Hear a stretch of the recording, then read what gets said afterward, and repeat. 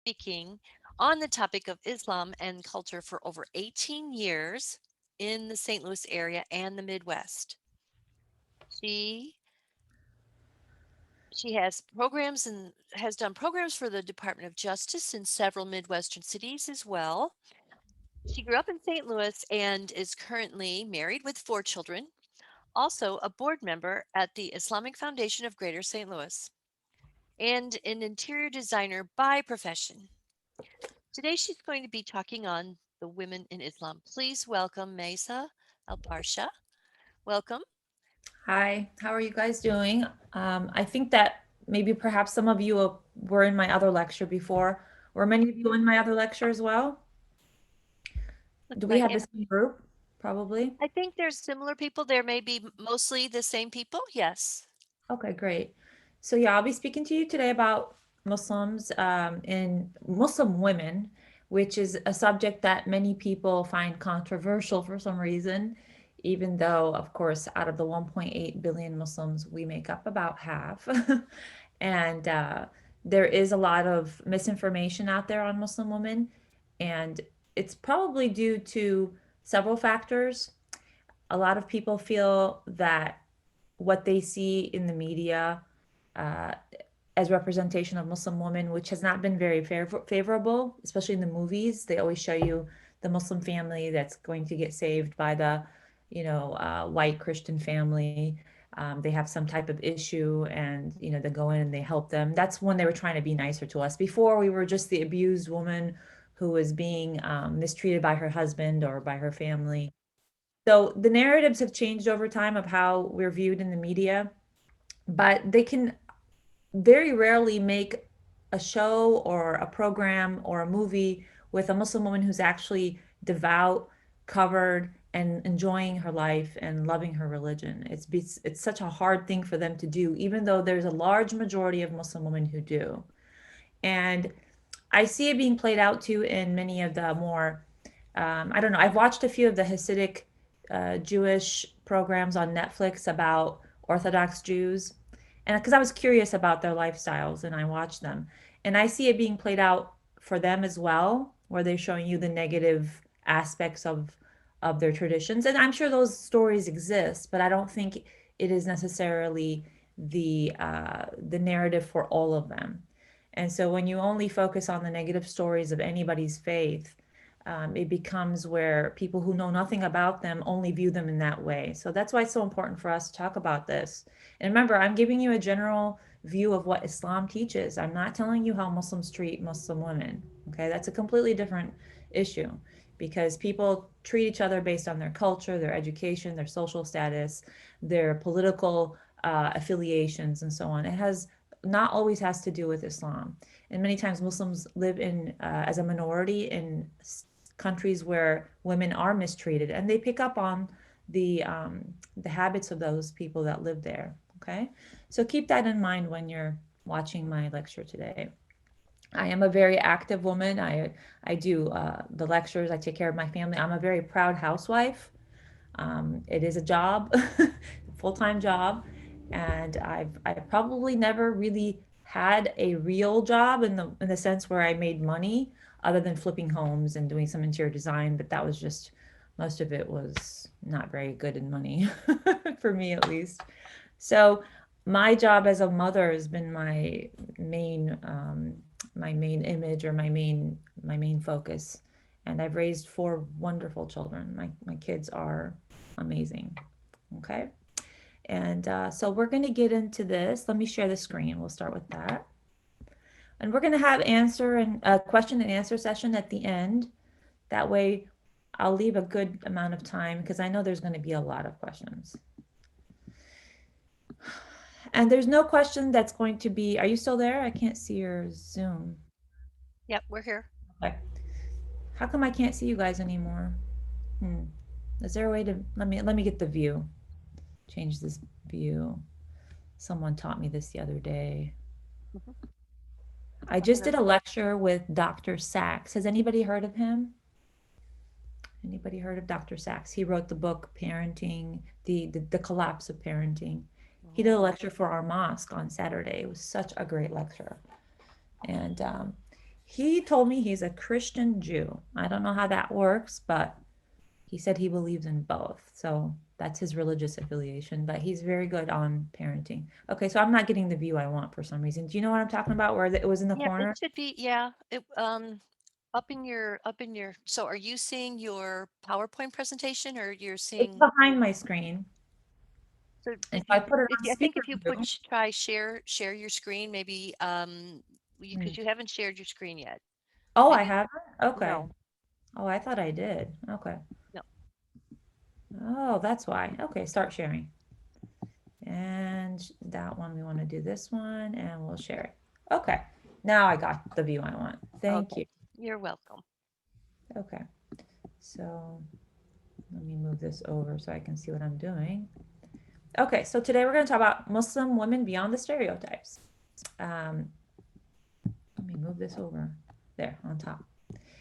Okay, so the outline that we're going to present to you is the stereotypes and sources, the status of Muslim women today, leaders and innovators, rights of women in scripture, gender relations, and modest dress, and then women in scripture and history, examining challenging issues.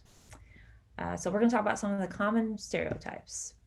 Now, a lot of times growing up in the West, I saw any representation of Muslim woman was where she's covered, her face is covered, she's oppressed, submissive, no rights. She's always veiled and definitely uneducated.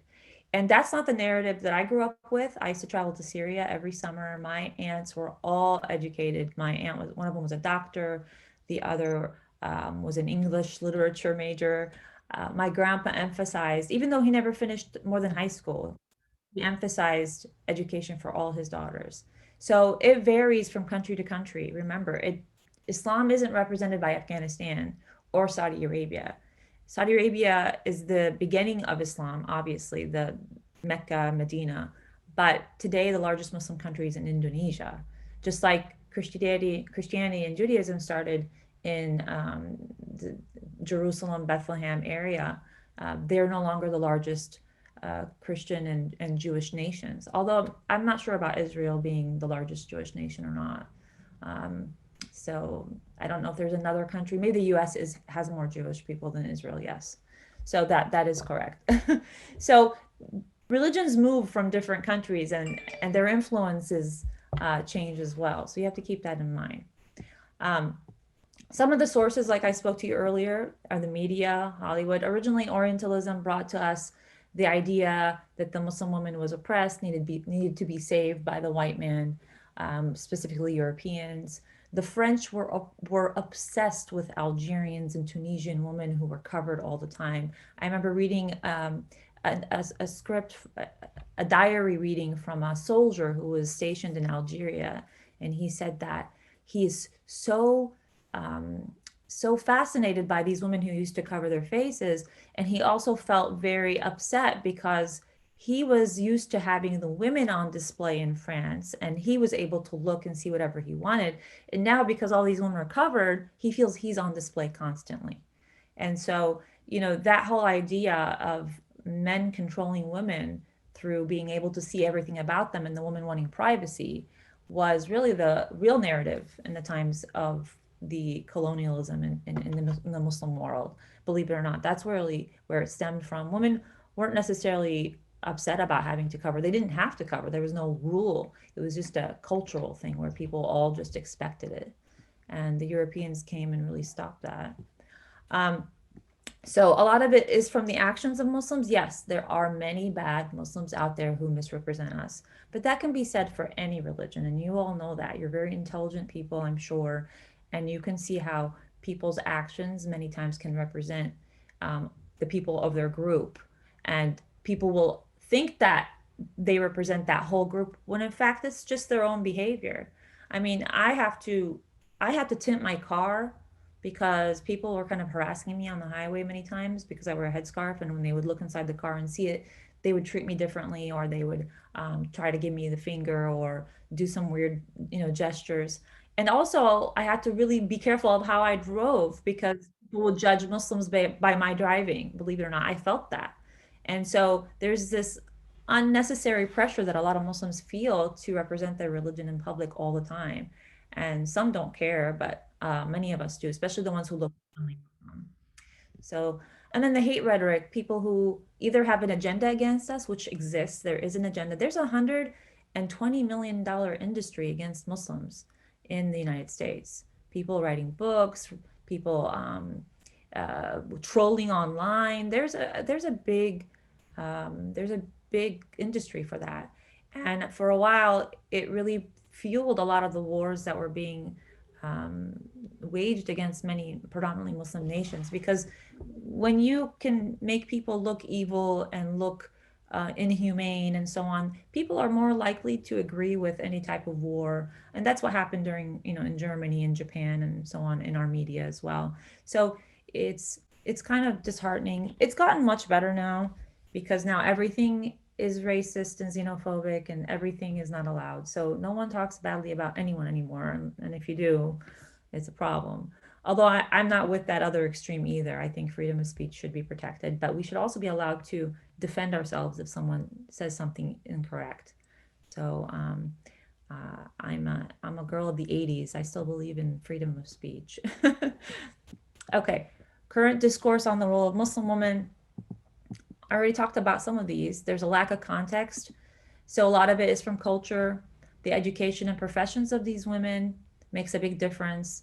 If a woman is from a village, she never had education, her husband probably never had education, their lifestyle, their behaviors are going to be quite different from someone who grew up in a big city, who was encouraged to go to college and have an education, as well as her whole family having a higher social economic status. So the same goes here in the United States or in any country, that when you have people of different education and professions, whether it be from the farming industries or shop owners, gas station owners versus doctors, lawyers, engineers, they have a different outlook on life, different um, ways of treating their families, how they bring up their children can differ. It might not have to do with Islam.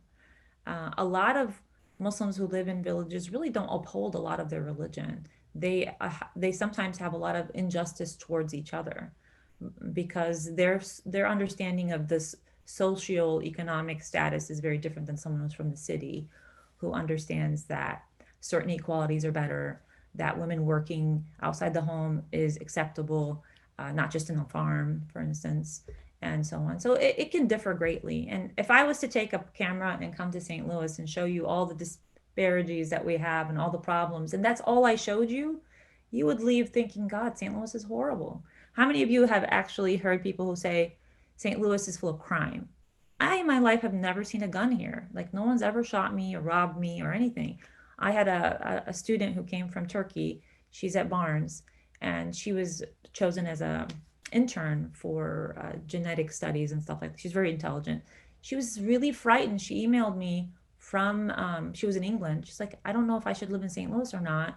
What do you think of the crime rate? And I said, as long as you don't go into the crime infested areas, you should be okay. And this is the image they have of St. Louis, even as far as England and Turkey. When they look up our name, they see Ferguson, they see second most criminal city in America, and so on, because it's only St. Louis City.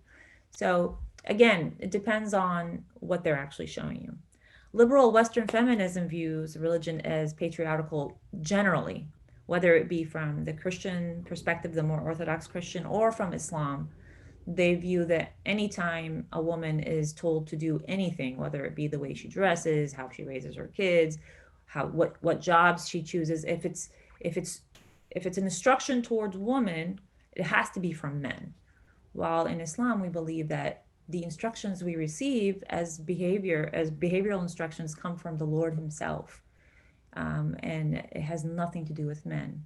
The fact that most of the prophets and all the prophets were men has nothing to do with that either. Um, so the discourse is generally defined by Western values. Of course, we're the saviors. We go to other countries, we tell them how to behave, what to do, what to wear. Our values are, more important than anyone else's values. And many people in the Middle East and Africa and other parts of the world find that very offensive, especially when it's narratives in movies and books. And, and there are some cultures that have some very horrible um, activities. I'll agree. I mean, I took anthropology and I learned about some specific African tribes that did some really bad things that would be considered pedophilia, but that's their culture. I don't agree with it. You can educate them, but you can't force them to change. So there are certain cultures that, yes, have negative things, but Muslims view that the superiority of Western culture over theirs is quite offensive. In fact, a lot of Western women have chosen Islam as their religion. 70% of converts to Islam are women. So if it was really the case, you would find that you would have far more men. So part two, the status of Muslim women today. So this is kind of the past of what people think of Muslim women, and they still do. And I've been in lectures where I've asked people who kind of brought up some controversial questions about Afghanistan or women's clothing in other parts of the world. And I asked them, what is your real opposition to this? Do you actually want to go there and save them? Do you actually care about it? Or do you only bring it up because you want to kind of validate your narrative about us? Because a lot of this is just they're oppressed, they're this, what are you guys going to do about it? If you just talk about something and do nothing about it, and no one's really done anything, the wars haven't helped unoppress any women. If anything, women are now more oppressed because of war, because they've lost their husbands, they don't have an income, and so on. So it's all talk without any action. And in fact, empowering women in the Middle East has been an active role for many women there. We have our own organizations, we have our own system, but it's based on religion. We can empower Muslims the best by teaching them their religion properly, not by lecturing them in our own feminist outlook that we have in the West. Okay, so a diverse population, Muslim women lead diverse lives. And of course, we spoke about this. Multiple factors play a part in that. We have 1.8 billion Muslims worldwide. Okay. The largest is Indonesia. And then some of the other large countries are in the Southeast Asia, like India, Pakistan. Some of the North African countries are quite big. Some of the smaller countries are like Libya. There's only 4 million Muslims in Libya. Jordan has about 10 million. Saudi Arabia has about 24 million. Dubai, which is the United Arab Emirates, has 9 million people, and only 1.9 million of them are actually citizens of Dubai. The rest are all people who have come there for work. They are not citizens. So you can see kind of how it differs. Turkey has about 70, Egypt has 90 million, Iran is about 70. Okay? So some Muslim populated countries offer greater opportunities than others. So depending on whether they're having a current war, now put yourself in the place of Afghanistan. This country's been at war for 50 years. 50 years they have not had an end to wars, from the Russians to their own tribesmen to the Americans and now back to their own tribes. They've just never been at peace. So education, women's rights is never going to be a priority. Their priority is to have stability, to have a government that functions, to have food on the table, shelter for their families, because that's what war torn countries want. Okay. So trying to go and push the women's rights issue on them right now isn't going to work. We have to bring stability to their country first. And so you have to look at Afghanistan. Imagine how this country would look if we had war for 50 years. Okay. Look at the destruction we have now with just the two political factions fighting all the time, and let alone a real war with guns and bombs and so on. So, we have to kind of put ourselves in other people's situations.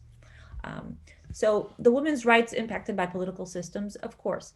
Not all political systems in the Muslim world are run by Islamic law. Islamic law is in many of the political systems, not necessarily the politics, but so much as the family law, for instance, marriage, divorce, um, the what do you call it? The inheritance laws, custody. These are all part of many Muslim countries' laws based on Islamic principles. But if the people living there happen to be Christian, they can follow their own religious laws as well. They don't have to be obligated to follow the Muslim ones, especially in certain Muslim countries. I can't tell you all of them, but for the most part, I can speak on behalf of Syria, and that's how it used to work. Because I used to go there all the time, and we had Christian friends, and their government has people from both religions. Now, the security of a country is very important, because the less secure, the more sheltered the women become.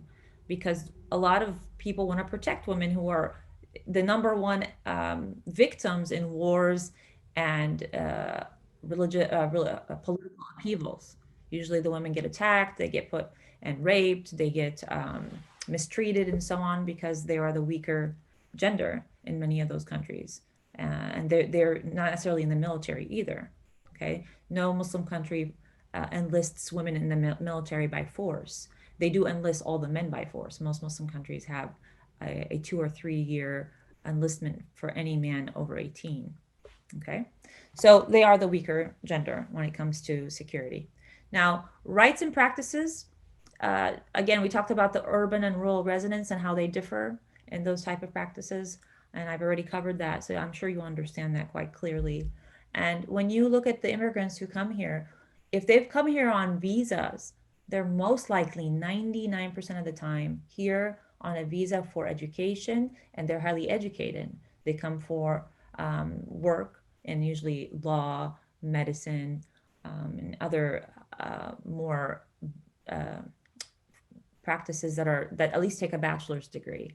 People who come here as refugees usually come from the villages, the smaller towns. They usually haven't finished high school or college, so they have a whole different outlook and political and religious mindset than someone who comes from the bigger cities and who's had a higher education. Because a part of that higher education includes religion as well. So you have to keep that in mind. So that's how it kind of works out. My parents came here from Syria in 1975. My dad came to pursue a residency in surgery. He ended up becoming an ER doctor, long story. But many of the Syrians who came here from the 60s to 2011 were all doctors and lawyers and mostly doctors and engineers. That's all the visas they would give to Syrians.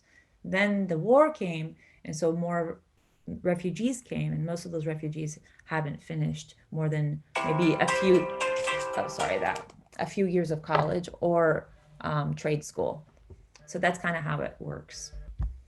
Okay, why is my phone ringing? That's so annoying. I'm so sorry. I forgot to put that on silent. Okay, we already talked about all this. And again, religious interpretation. You wouldn't believe how many people don't understand the religion in Islam. They understand it by the context of what their parents taught them, but they don't really understand it on the context of what the religion actually teaches. Um, so, status of Muslim women today is mixed, two opposing forces, progressive and regressive. The progressive factor we talked about is more educational, professional, and they have a lot more opportunities. And so the internet has also influenced a lot of Muslim women to become more empowered. And it's also influenced Muslim women to become um, other things as well. I don't think the internet's all positive, I'll be honest with you, because the beauty industry has influenced a lot of Muslim women to care more about their beauty, the way they look, and so on. I remember this really clearly. I would go to Syria and visit my family almost every summer. As a teenager, I would talk to other teenagers in our family and I tell them, oh, I have cellulite, I have stuff here, I don't like the way this looks. They would look at me like I'm crazy. Like, they would look at me like, well, we don't care about that stuff. Like, we care about having nice hair. I want a decent face. But like these details about everything about my body, they didn't have any understanding of. There was no internet, there was no influencers. And I found it really refreshing and healthy. And they weren't as like obsessed with looking fit. They wanted to be thin so they could fit in their clothes and be healthy, but they weren't obsessed with being fit and having muscles and six packs and none of that. Now, fast forward, the internet came, and this whole trend also made its way to the to the Eastern countries as well. Now girls are wanting plastic surgery and they wanting their cellulite fixed, and they want to be super fit and they want to be able to look good in shorts. And so the internet has changed women for the good and for the bad, in my view. Okay. Um, Regressive factors, war, we talked about that, instability, and the rise of extremist groups. So, whenever there's war, there's a political vacuum, and then certain groups take hold. And that's just the nature of war, and that happens in every country. And Muslims are not immune to that, and keep that in mind. And so, these extremist groups could have their own agendas. Some of them are actually paid mercenaries by socialist and communist governments to make Islam look horrible, so no one chooses it as an alternative to toppling their government. And in fact, in Syria, that was the case. Although no one wanted an Islamic state, Muslims in Syria were very moderate. They were religious, but they were moderate and didn't really want Islamic state. They just wanted a place where they could vote for their president and have a real election, which has never happened. Elections in the Middle East are usually 98%, maybe 99. So they've that's all they really wanted was democracy, and that's what a lot of Muslim countries want. And keep in mind, majority of Muslim countries don't have elected officials. So whatever the government does doesn't represent the people. If you don't elect your government doesn't represent you. And many times you see protests and things, those are government authorized protests. Those are people who are given pink slips to come out in the street and protest whatever the government wanted them to protest. And not in all cases. When you see them getting shot, you know that the government didn't authorize it. But in most cases, when they're not getting shot and it's a peaceful protest, the government authorized it. So don't be fooled by everything you see. The world is a lot more mysterious than we know. Okay. So growing support for Muslim rights. Majority believe it's important for women and men to have equal rights. And Islam teaches that very clearly. In Egypt, 90%. In the West Bank, Gaza, 83%. In Iran, 78%. 77% of Egyptians and Palestinians and 70% of Iranians think their government should prevent discrimination against women. Um, Islam does not discriminate against women. Governments do. And again, if your government's not elected, how can you change it? It becomes very difficult. And even if there's men who speak up, which they do, again, in many Muslim countries, men cannot speak up against the government. They'll be thrown in jail. It's not the same as it is here. Here, if you speak up against certain political factions, government, you could be censored, you can be, canceled, but you're not going to be thrown in jail, right? I don't know which one's worse, but it's not the same. And again, not all Muslim countries have these issues. You go to Indonesia, really, they don't have these major issues. Maybe in some of the smaller villages and so on. There are many Muslim countries that are pretty ideal. Even in Turkey, they have some, shortcomings, just as every country does. Even here in this country, we've never had a female leader. We have a vice president now, but we've never had a female president. Many Muslim countries have had female presidents already. We have some, women's rights issues here as well, and we do have women who get abused. They have to live in shelters. So the U.S. isn't immune to discrimination against women and failure to protect them. So that's something that goes around all around the world. Latin America has some of the highest rates of discrimination and abuse towards women if you really want to study it, like in Brazil and other Latin American countries, Honduras. That we don't really talk about that. No one's trying to save them because right now we're not at war with Latin America. Okay, so the Pew Foundation found that there's a gender gap closing amongst young Muslims, a 10-point gap between young men and women with no formal education, 23% for women and 33% for men. And you can read all these yourself. I mean, I don't have to repeat everything on the slide since you can all read them yourself. But these are just some of the statistics when it comes to women in education. In many Muslim countries, education is free. So, again, I can speak on behalf of Syria, some of the other countries. College is either free or very inexpensive. And you get to choose the education or the path that you want based on your grades. So, if you make it to the top 2% of your high school exam, they have this baccalaureate exam, then you can choose medicine in Syria. And you can go through all of medical school for less than $5, to be honest with you.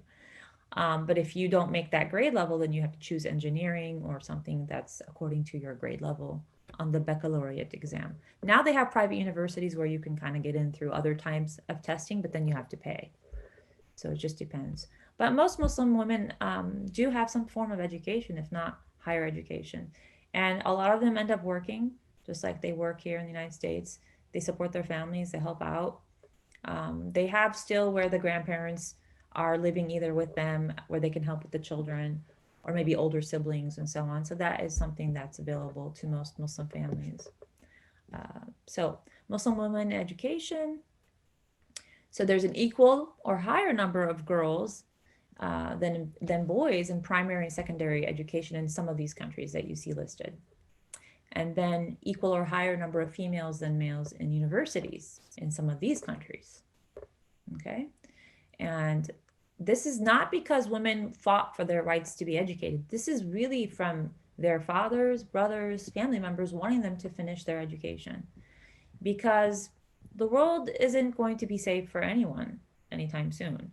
And if a woman marries a wealthy man and they divorce and he isn't able to provide for her afterwards through alimony, then she needs to provide for herself. And most families want their girls, if not working during the marriage, at least to have a backup plan if they ever get a divorce or they have to be on their own. And or if there's a war and they have to find a job, they would be educated in order to find a job that's good for them versus turning to prostitution and other things that a lot of war-torn countries have.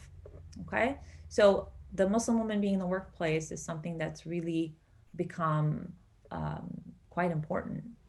I went to Dubai recently, and the ladies in Dubai, they work at the airport, and all they do is stamp your passport when you come in. And if you're a Dubai citizen, you get paid quite a bit of money. And I'm looking at her, and she has like a Gucci watch and her little Burberry purse on the floor, and she looks really, wealthy. And I asked later some citizens, how much do these ladies make to just stamp your passport when you come in the airport? They pay them $4,000 a month to just stamp that passport. That's all they gotta do. Look at it, make sure he's safe, stamp his passport. So they're taking that money home.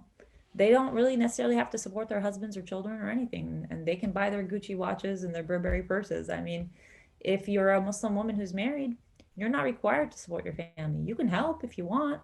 Many women do, but if you don't need to, that money is just for you to spend on your own um, preferences. Okay. So, Muslim women education, more populations here amongst young Muslims globally. Equal percentage of women have degrees, 11% of men and 9% of women. And then Iran, 52% have the degrees, 34 in Egypt, 32 in Saudi Arabia, 37 in Lebanon. Saudi Arabia has really opened up a lot recently, and women are encouraged to finish college, get jobs, be in the workplace. Things have really opened up for them. And I mean, I think it's good, but I also think it's important that women, if they choose to have children, to take care of their kids and not to put them with a nanny all day or put them in daycares at a young age. That's my view. I think no one can replace a mother's love and a mother's upbringing. Nobody. So it is important for me and in our religion that a woman takes care of her children. She doesn't have to cook and clean, but her children are her responsibility before anything else. Okay. So women in work, again, more populations for you in all these countries. And so these are real populations, real statistics, because I want to prove to you that a lot of the narrative in the media only picks up on the negatives in those countries and in those statistics. They don't pick up on the positives. And it's very important that we understand that. And these are all from most of the Pew Foundation and other organizations that are well known. Okay, so an average of Muslim women participating in the workforce is 40% compared to 47% in all developing nations. In Indonesia and Malaysia, percentages are closer to those in developed nations. So that's not a big difference. It's pretty good. Hold on, what's that? No one important? Okay. My sister has all these mole catchers in her yard, and I think she probably caught some moles because she said she'd call me in the morning if she wanted me to come pull them out. She's afraid. So we'll see.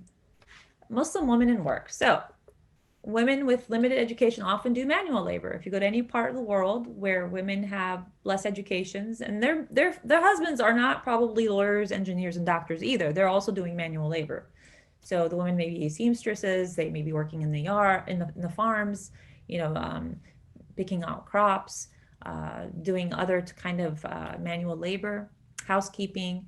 So it's very common. And most of the clothing that you get from whether it's China or India or Pakistan or Bangladesh are done by women. The majority of them are working women who've made those clothing or items for you. But motherhood is still greatly valued. No one in Muslim world looks down on a mother yet. If a mother chooses to stay home and take care of her kids, is still highly regarded. And unfortunately, economically, many women cannot anymore because their husband's income no longer is enough.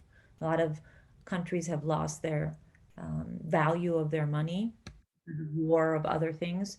And so the money that the husband makes is no longer enough. So the wife has to go and work, and the children all work to help out in the household and be able to afford at least just food. I mean, right now, Lebanon, who used to be a great country, has lost almost everything. People there can't even afford food, and it's quite sad. Okay, so motherhood, we talked about that. We talked about the workforce. Now, here's more statistics about growing number of Muslim women as physicians, lawyers, engineers, teachers. So naturally, women are social creatures. They are socially more uh, how can you say, they're superior socially, I think, and they do choose more social work, like physicians and teachers and lawyers. Engineers, I mean, there are obviously more men engineers than women, and that's because that's what women choose. I mean, they're more into becoming more of a social type of employment. Businesswoman, many women own businesses. One of the first businesses owned was, as a Muslim, was Khadija, the wife of the Prophet Muhammad. She owned her own caravan.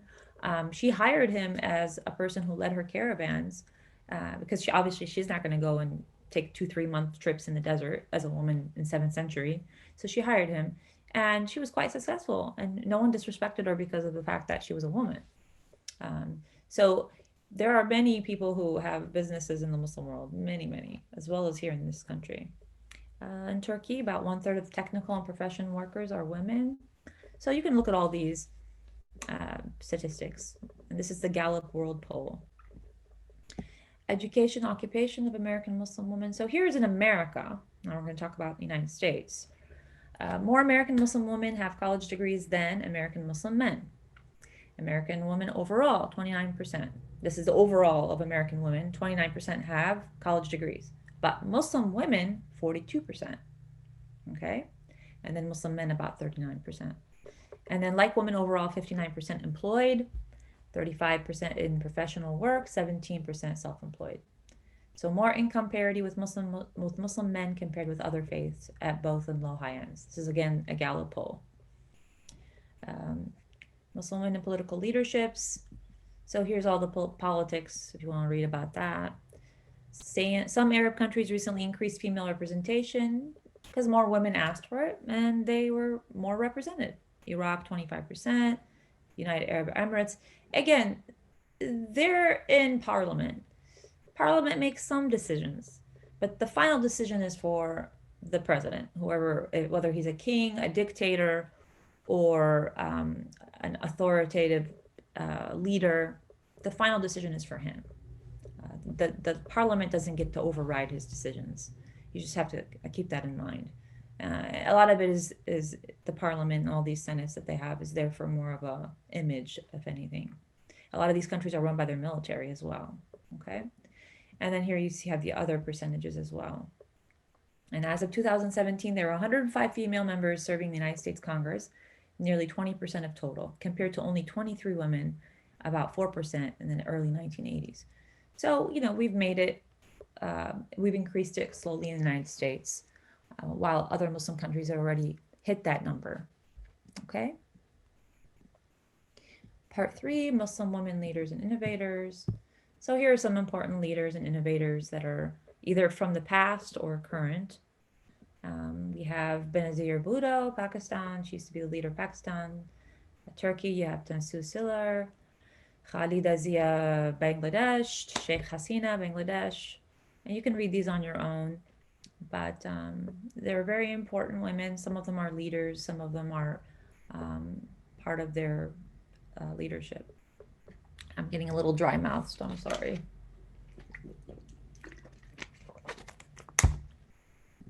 Again, when the narrative wants to be told that Muslim women are oppressed, no one talks about any of this. We only get to hear the negative stories. And yes, they exist. Those negative stories are real, but there's also another side. So you have to keep that in mind. And here's in the Western nation, Muslim women in MP in Canada, and 8 Muslim women in Britain, In Germany, they had someone, and there's a growing number of Muslims in European and Western parliaments.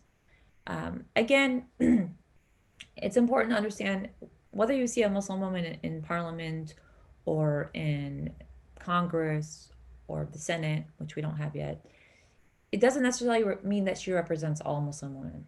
Okay, so in this country we have Ilhan Omar as a Muslim woman who's in Congress. I don't feel she represents me as a Muslim woman. She doesn't hold almost any of the beliefs and values that I have. She's definitely not conservative enough. She's a very liberal person in Congress. And she's done things and said things that would be considered un Islamic as well. And I never thought she would be in the position to promote Islamic ideas. But then again, when we elect people into positions, we can't fool ourselves by thinking that we don't elect them based on our own personal preferences as well. Okay, and they are supposed to be a representative of people who live in those districts and regions, and that's the truth. But people always put her as, yeah, she's a Muslim, she represents all Muslim women. No, she does not. Either does the other one from Michigan. So I just wanted to make that clear. And a lot of Muslims agree with that. We don't necessarily feel she represents us. And she represents Minnesota and her district in Minnesota. Here's some leaders and reformers. So here's some important leaders and reformers. You can read about these yourself if you'd like. And, I always used to think about this girl here, Malala Yousafzai. It's very hard to say her name. And people used her as the poster child for Muslims needing educations. She represents a very small country in regards to the Muslim population that has 50 years of war. And, I know she's from Pakistan, but that was something that was really affected from Afghanistan as well. And and then Pakistan has some of the greatest Muslim education for women. I mean, it's by no means. Maybe in smaller villages it's a problem, but in big cities in Pakistan, every single woman I've met here who's from Pakistan has either a medical degree or some type of science degree. And so they kind of used her as a poster child, and I don't think they used her necessarily in a way that promotes what they really were promoting. What they're promoting is that Muslims are not educated, and this woman's come to save the day. It was a different narrative in my view. Okay, so here's a protest. Million women march in Egypt. We had protests in Yemen and Syria. These protests were for different reasons. They were for revolution, freedom of thought, freedoms from oppression, and so on. And a lot of the leaders of these protests were women, and many men followed them. And they weren't against any religious ideologies, they were against the political problems that were being really problematic in their country. Okay, there's some Muslim women athletes. My daughter's friends with this one, the Ibtihaj Muhammad. She's a very nice woman who was I think she does fencing. And the other ones here that you see, some of them, had the right to wear a headscarf. I don't know why it has to be something that has to be given as a right. It's a cloth on your head that covers your hair. It shouldn't be the end of the world if a Muslim woman or any woman wants to cover her hair in public. Many women with cancer cover their hair in public. Other women cover their hair for cultural reasons. Maybe it's a fashion statement. It shouldn't be something that needs to go to court or have to get approval on how women dress.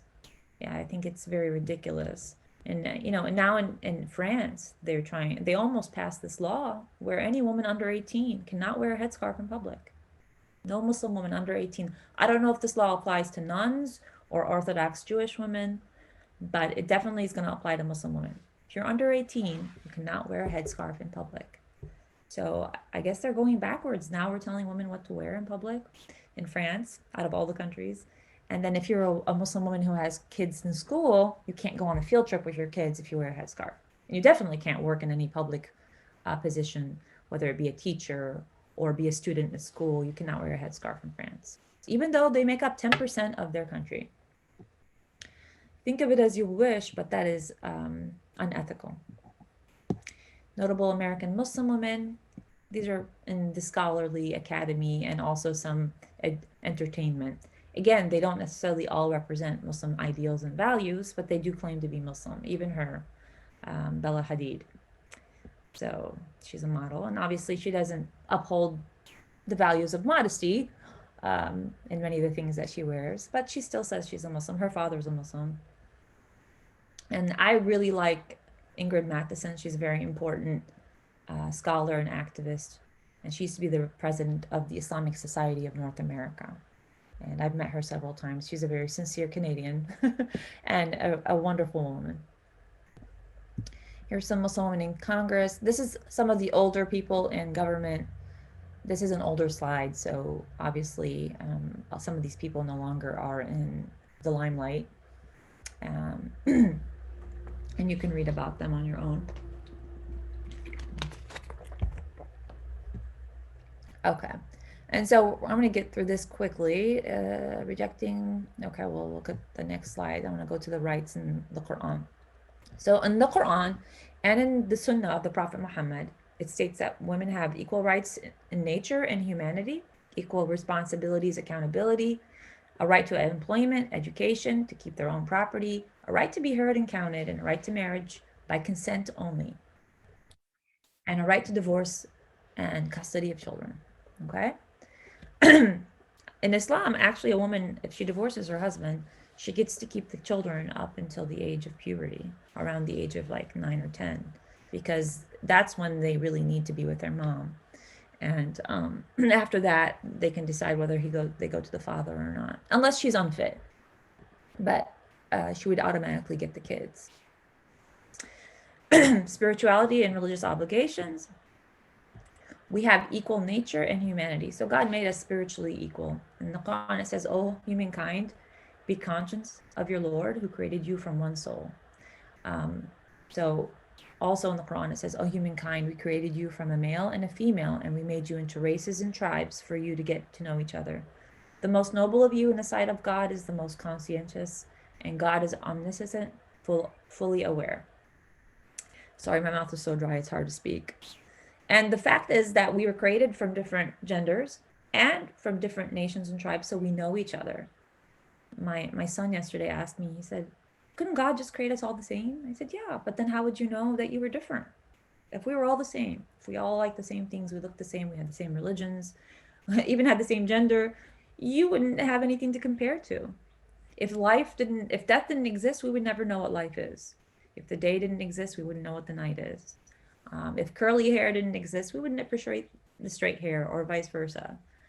So all these things are important for us to understand God's creation and to understand that God wanted this diversity for us. He wanted us to kind of struggle and to compete in good things. And unfortunately, humankind competes in many bad things and irresponsible things. So Adam and Eve dwell in the garden, and Adam and you, Adam, dwell in the garden with your wife, and eat whatever you two want. But do not approach this tree, for then you would be a transgressor. The couple said, "O Lord, we have wronged our own selves. If you do not forgive us and have mercy on us, we will certainly be amongst the lost." So in the Quran, God never blames Eve. He tells both of them not to eat from this tree. I highly doubt it was an apple. It was probably date tree, pomegranate, um, and other fruits that God mentions in the Quran, but it could be an apple. And so they both ate from it. And my son and I, again, were talking about this. He's very into religion. And he said, "Why did they eat it?" I said, "Honey, if I told you there's 20 boxes in this room, you can play and look inside all of them except one box. Tell me the truth. Which box would you go to?" And he's like, "I would try to go look at the one I'm not allowed to look at." I said, "Yes, that's human nature." So God made this statement, but he also knew that our nature would want us to go and try this tree because we're curious, right? So they disobeyed him and they both asked for forgiveness and later were forgiven by God after being put here on earth. Muslims have never had original sin and they've never declared that Eve was to blame for the original sin that most of the other religions believe in. Okay, so identical religious obligation. In the Quran, men and women are mentioned so many times just to be sure that people understand That when God says men, he also means women. In Arabic, when you say man, many times it can be man and woman. But if you say woman, it's specifically women. So he made it a point. And it says, for the men who acquires the will of God, the women who acquires I can't even say that word, I'm sorry. Some of these translations are not for me. The men who believe and the women who believe, the men who are devout and the women who are devout.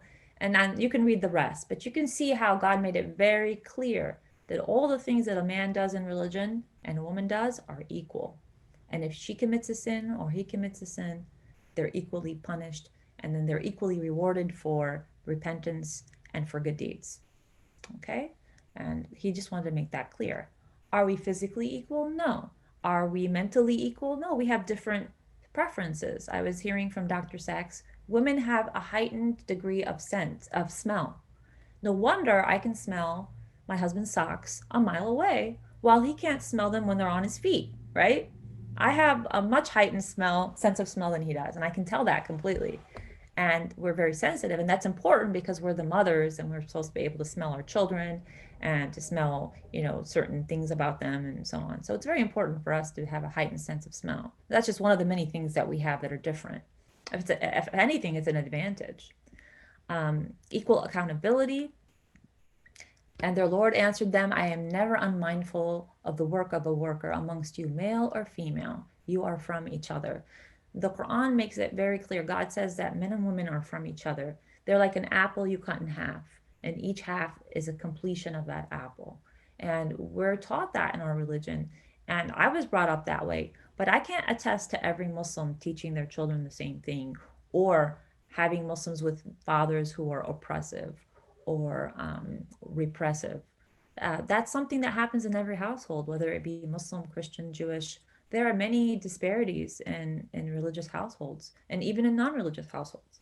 So, the Quran, the Prophet, he was the example of a living, breathing, perfect Muslim. But does everybody uphold what the Prophet did? No. Because it's much easier to submit yourself to your peers, your culture, your family, your government than it is to submit yourself to God and follow his rules and regulations because they can go against your own intellect. A lot of people have formed their intellect based on secular views, on cultural views, political views. But God gives us certain rules in Islam that if we follow, we will preserve our spirit, our physical self, and our intellectual self. But when we only follow our will and our intellect and leave the spiritual side of us, then we fail. And Quran provides us that spiritual side along with the rules that go with it on how to promote it. And part of that is how you treat women and how women behave. Society, women are actually the leaders of society, whether we like it or not. What we do, what we believe, how we behave, how we even dress, how we promote ourselves, how we raise our children, this all affects future generations more than the men do. I always view women as the most important gender more than men. I don't compete with men, but I feel that how a woman raises her children really is the main factor of how a society turns out in 20 years. And how a woman represents herself in public also is a main factor of how society turns out. Not so much the men. The men follow the lead of the women. If you don't believe me, you can read history. Behind every great man is a great woman, right? So, a right to education, seeking knowledge is a duty of every Muslim woman. Prophetic saying, take half of your faith from this young woman. That was about his wife Aisha. Historical biographies list Muslim women and scholars and jurists. Muslim women opened the first universities in Spain. They actually led them, and they led the charities of those universities. They were very active in the Muslim sphere. The greatest times for Muslims was during the Prophet's time, and then later during the Ottoman Empire, and also during the Spanish Empire when Muslims, conquered Spain. Later, when those empires started to fail, it was really a failure of the religious sect. I mean, when they became less religious, less following their faith traditionally, focused more on money, wealth, images, music, drinking, so on, then their societies failed. They became corrupt. So I can't attest to the entire time, The early days were the good days, as they say. Rights to a profession. Of course, a woman can choose her profession. Most women don't choose construction worker or grave digger or any other profession that would be very difficult for them. Most women do choose professions that are more socially acceptable for them, number one, and will accommodate their religious beliefs and accommodate their social nature. So, doctors, lawyers, businesswomen, even leaders. I mean, women can be leaders.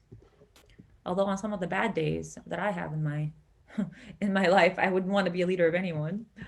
Um, but that's every woman's different. And I'm on the board. I've been on the board for 18 years. I've learned a lot from the men. I'm one of the only females on the board. We've had more females early on, and then later they dwindled, and I was the only female on the board. And now we have another one. Not because we don't want them, they just don't run for elections. I ask, please. And every time I ask women to come run for elections at the mosque, they're like, "You're doing a good job, sister. We don't need more women. You're fine. You can play a role for all of us." And I'm like, wow, really? I'd love to have another woman, but I never felt there was a competition between men and women on our board. The men in our mosque are very respectful. I've earned my position, I've earned their trust, and my disagreements with them are just personal, not personal. They're disagreements like any other person on the board. I don't consider a disagreement with a man, oh, because I'm a woman, you feel this way. I've never thought that way. I always follow this rule. You give everyone 70 excuses before you make a decision or a judgment on them. And that's the Prophet's rule. That don't make judgment on people. Give them 70 excuses for their behavior before you make a judgment. Okay, so in Islam, you have the right to earn your own money. You can keep your money if you've made your money on your own. Even after marriage, you keep your own properties. You don't like your husband doesn't inherit your money when you get married. If you've inherited money from your father and you get married, he doesn't inherit you and the money. We don't get owned by our husbands when we get married. We don't change our names, our last names. I did change my last name. My original last name was Kuziz, but I had a lot of trouble early on with my children with traveling. They kept questioning whether they were my children or not. Even in Canada, they questioned me for like an hour about whether I had kidnapped my daughter and why I have a different last name. And if I had a letter from my husband stating I could travel. I've never heard this in a Western country. Mm. And so I changed my last name just so that I wouldn't have any more trouble. And for inheritance, for a man is a share of what their parents and close relatives leave, and for a woman is a share, be it little or much, an obligatory share. Now, we get a lot of heat for this in the Quran. Oh, women get half of men. Remember what I told you about what women's responsibilities are? Their responsibilities are their children, being there for their husbands. If they want to work, that's fine, that's their money, and so on. But they're not financially responsible for anyone, ever, whether it be their children, their husband, their mother, their father. If they choose to be financially responsible, that's their choice. But they won't be asked on the day of judgment by God, why didn't you support your family? They will not be asked. Okay? So when a man, let's say there's a brother and a sister and their mother and father pass away, and there's an inheritance. Our inheritance law is very simple. It's made in a way that no one can dispute it. There's no fights that occur afterwards. This is God's law. It's not my law, it's not the father's law. There's no allowance in Islam for a father to write out a child from his will, whether he hates them or not. Each child has to have their share according to God's law. If he does do that, he will be punished. This is a big sin. So when a father dies, the male gets twice as much as the female. Yes, that's very true. And not in all cases, but in most cases. So if there's three brothers, they get more than that one girl, for instance. And not necessarily, if you do the math, she ends up getting the same as them because they have to split it up as well. But if there's a brother and sister, he will get twice as much. People wonder, why is that? Well, the obligation for him now is to take care of his unmarried sister. He has to support her, give her a house, uh, shelter, food, clothing. He has to support her like her father did. He has to support a wife if he has one. He has to support his children if he has one. And he has to support his mother if she's still alive. So that money he's taking twice as much of is for everyone. It's a religious obligation on him to do that. She, on the other hand, takes her half or her amount and can do whatever she wants with it. She neither has to give it to her brother or her children or anyone else. And of course, the brother only needs to support his sister if she's not married. If she's married, then her husband's responsible. And that takes a lot of burden off of women. I remember my aunt, she got divorced and she didn't have a job. And her husband, was going to give her alimony for a few months and then it was done. And he wanted to keep the kids and she allowed it. And it wasn't a bad divorce. They weren't on bad terms. They just fell out of love and he wanted to marry someone else. And so she she didn't want to go live with her brother, but he offered. She lived with him for a little while she finished up her education and got her own job, and he supported her. And he never made her feel like she was obligated or that he was obligated. He would just leave her money whenever, he had a chance. He would give her the money. She lived with him. He took care of her for at least 6 months. She eventually remarried and found someone and even got her own job. But it was a very beautiful thing. It wasn't even a question. He said, "Sweetheart, you're gonna come live with me, and you're gonna live with me until you're settled and your life moves on." And that's not always the case, but that is the ideal in Islam. And of course, in this country, it becomes difficult because you can't uphold that unless it's in a will, and that's why it's important for every Muslim to write a will and make sure that their inheritance is divided according to the will. And so, um, I have a mother and father, and God forbid when they pass away, I have one brother, and he's going to get a pretty big amount compared to the rest of us. But again, it's for good reasons, and I don't have any problem with it. And he may even not want it. Okay, so early Muslim women played important roles in all walks of life, including matters of state, public affair, military expeditions. We even had this really brave warrior named Khawla, and she was she was out there and she went on a military expedition and no one criticized it. She was just a brave woman who wanted to be part of the war. And so we have those types of stories. We just don't hear about them. We had a pledge of allegiance to women. It's a long story, but it was very important for women to be honored and to be give allegiance, mothers, sisters, and so on. Teaching of Islam gave her full rights and responsibility as a being. Um, so the Prophet Muhammad, the Khalifa Omar, the one who came, uh, two two Khalifas came and then Omar, and he had stated that Islam gave her full rights and a reasonable being, and that was a statement he made in court against someone who had accused women of something. So it's important to understand that Islam really uplifted women. Even today, we think about voting. I think voting only got um, put into place for women here about 70 years ago. And Muslims have always had the right to vote. Our election system is a little different, but Muslim women vote as well. And they've always voted from the time of the Prophet. But colonialism, when they came to the Muslim world, they really put on a lot of European laws on the books um, to kind of colonize them. That's how you colonize people. You get rid of their laws, put your laws. You get rid of their culture, put your culture. And then you're looking at cultures from the 1900s of Europe, which weren't that great, especially for women. So keep that in mind. So this is one of the beautiful traditions. Whoever has a daughter and does not insult her and does not favor his son over her, God will make him enter paradise.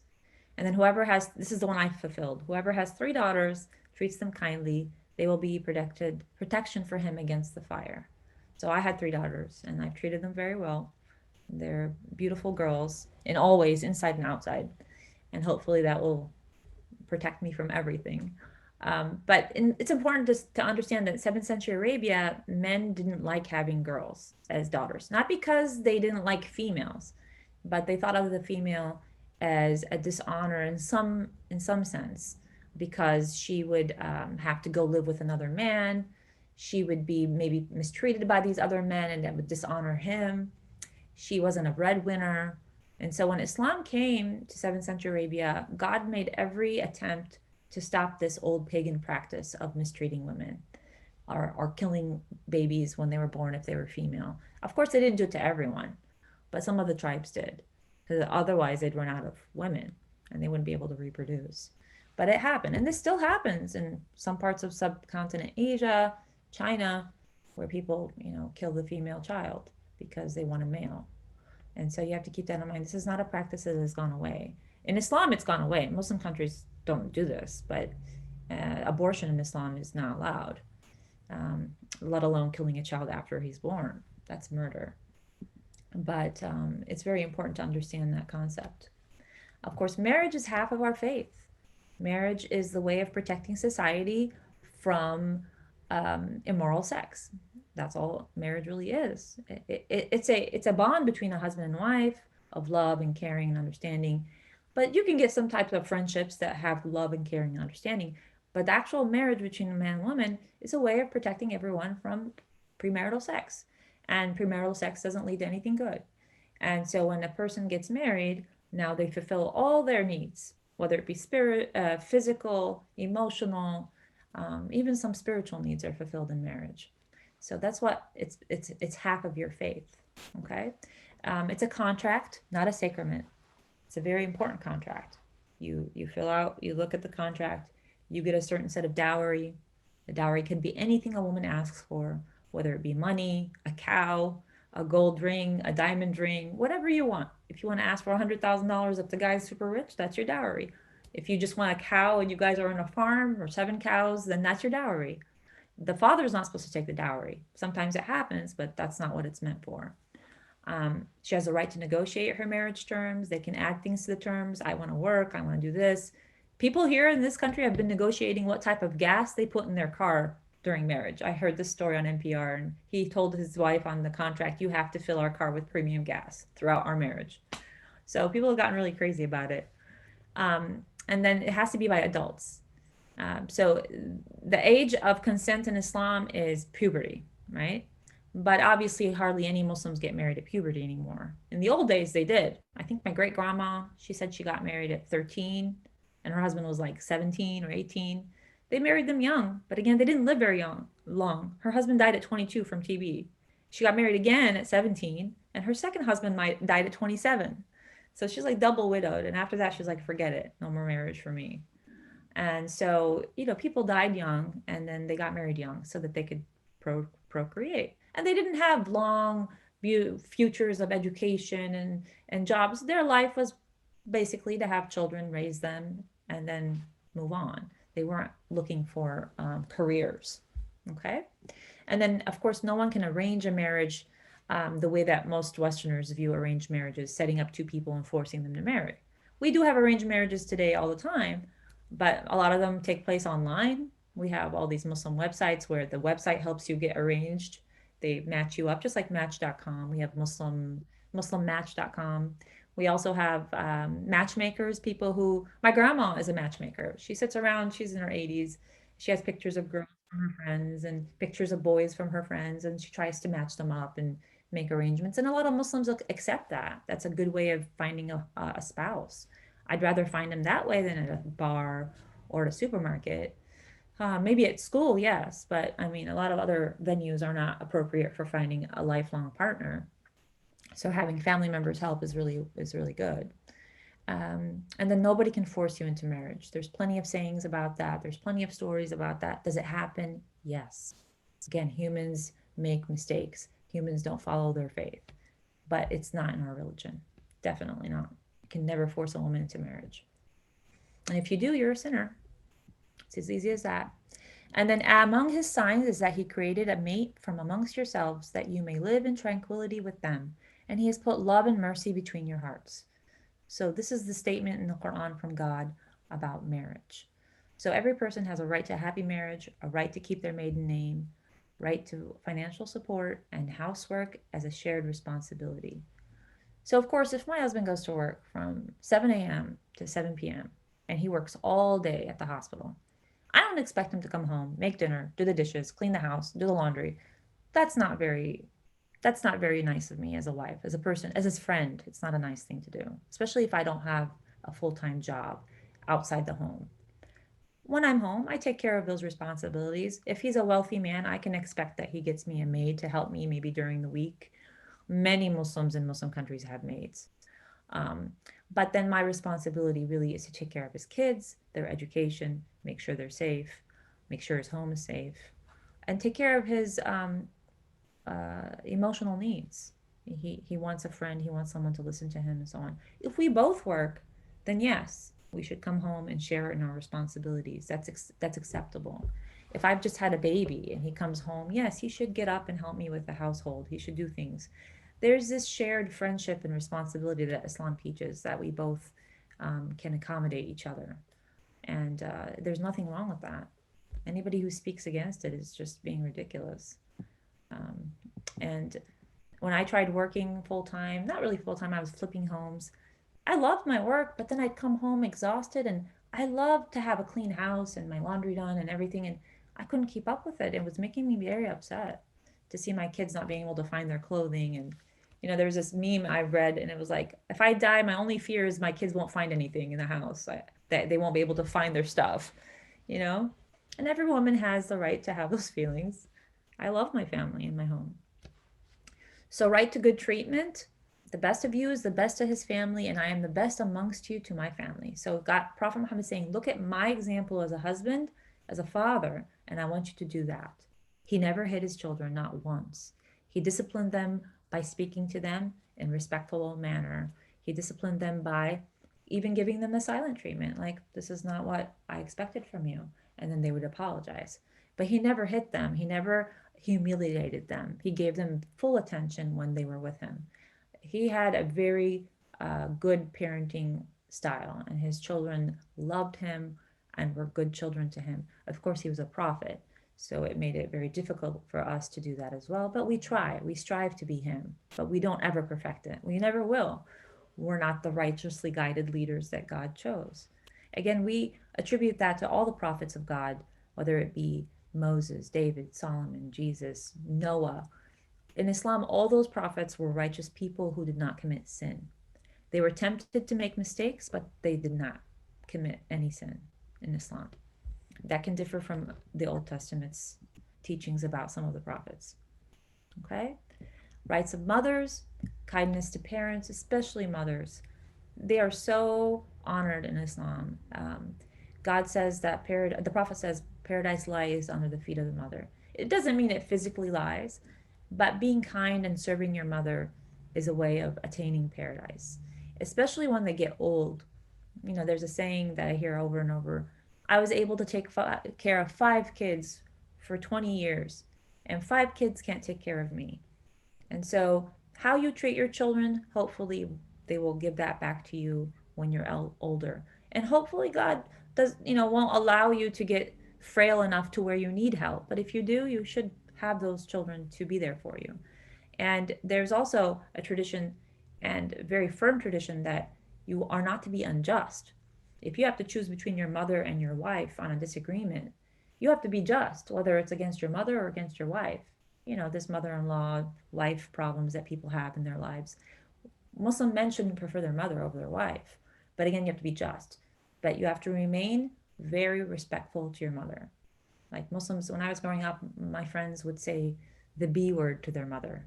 I wouldn't dream of saying that to my mom, calling her the B word, ever. I would get so much in trouble. I would want to bury myself if I said that. My children have never said anything like that to me, but my friends would say it to their mothers like nothing, and the mother would ignore it and walk away. So it was very, I'm not saying everybody in the West does that, but it's looked upon as very disrespectful and not part of our religion to say things like that to your parents. Unfortunately, Muslim kids are being influenced by Western culture, especially what's on mainstream, and they are doing that more often. Now, uh, the biggest problem is our relations with genders and how we dress. So the biggest problem in the West when it comes to Muslim women is how they dress. Although no one seems to be offended by nuns or even Orthodox Jewish women who also dress very modestly. Mm. But when someone sees a Muslim woman, she's either hot in that thing, she looks upset, she's oppressed, her husband made her do it. The list goes on and on and on. And do you sleep in it? Do you take a shower in it? Yeah, we don't sleep, nor do we take showers in our headscarves.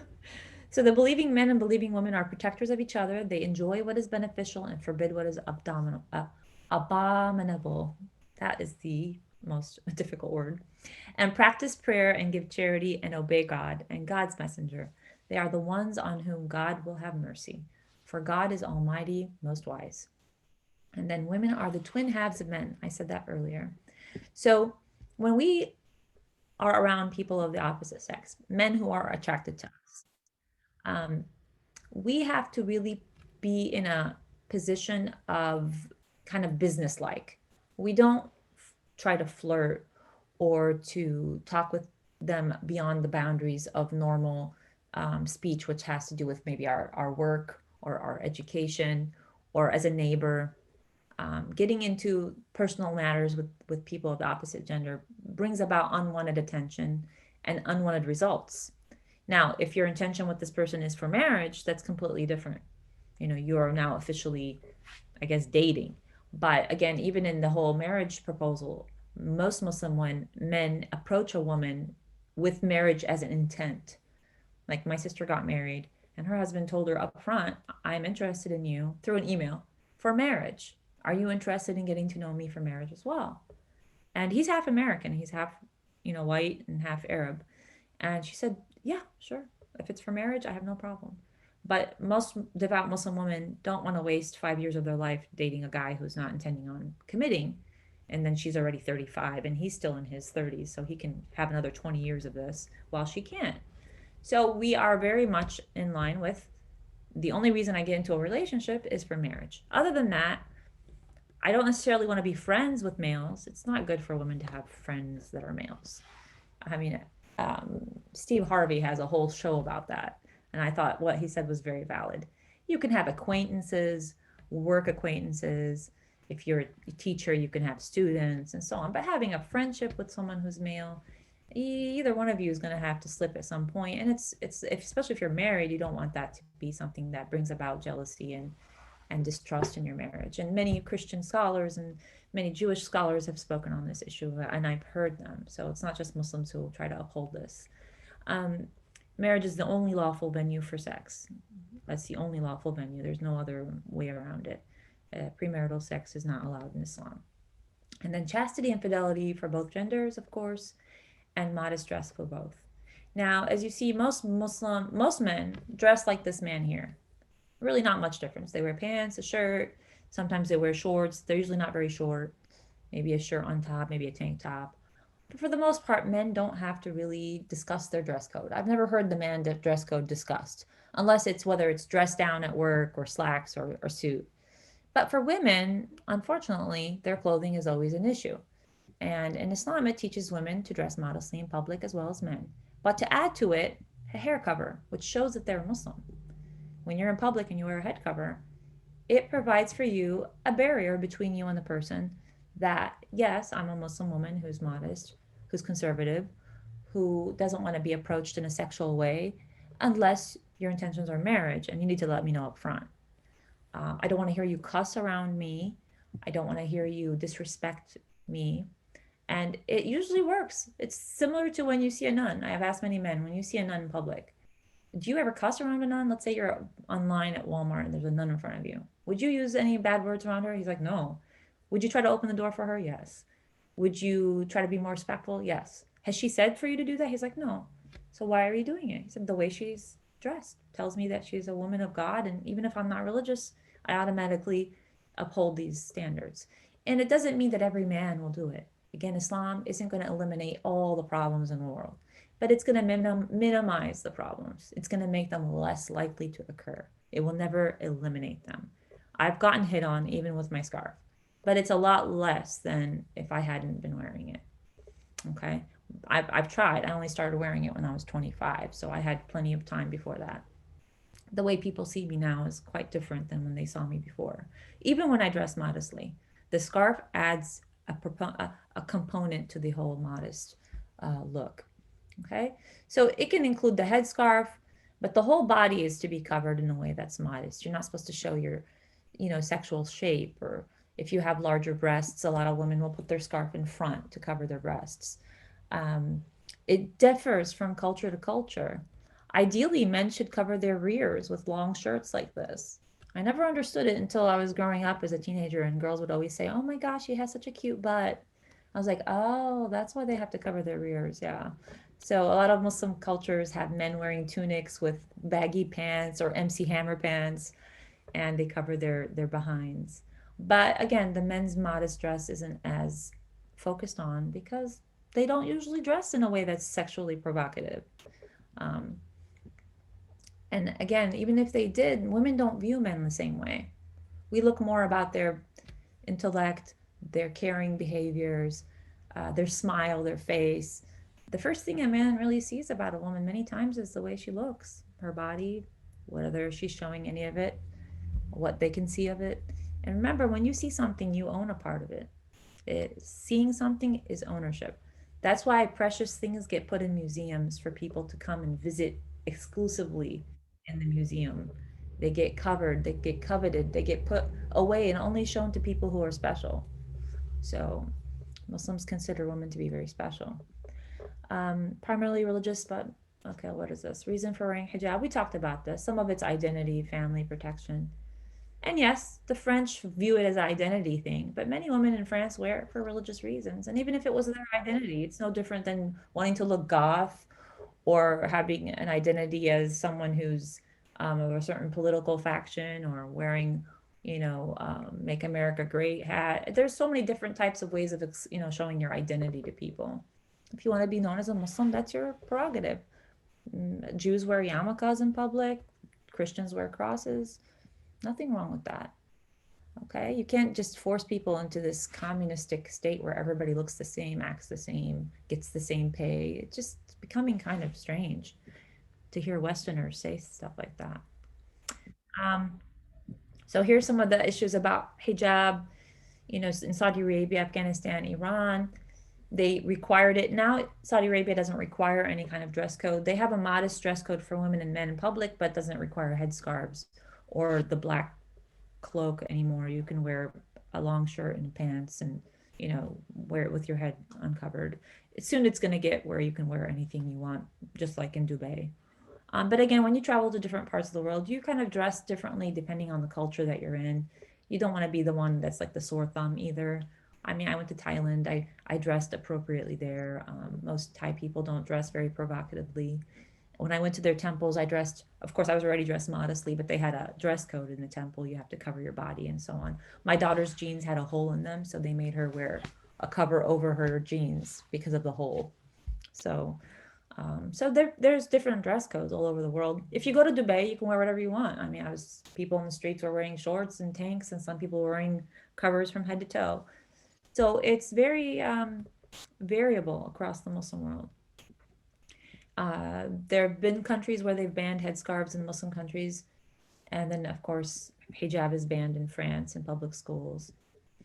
And then in one of the European nations, I forgot one, Netherlands or something like that, they banned face coverings for Muslim women, even though they only had 17 women in the whole country that covered their face for religious reasons. 17, but they banned it. So now they have to wear the face cover, which is ironic. Um, you got to be careful what you wish for. And then we do experience job discrimination. But again, do I want to work for a company that doesn't want me there because I wear a headscarf? So maybe it's a good thing.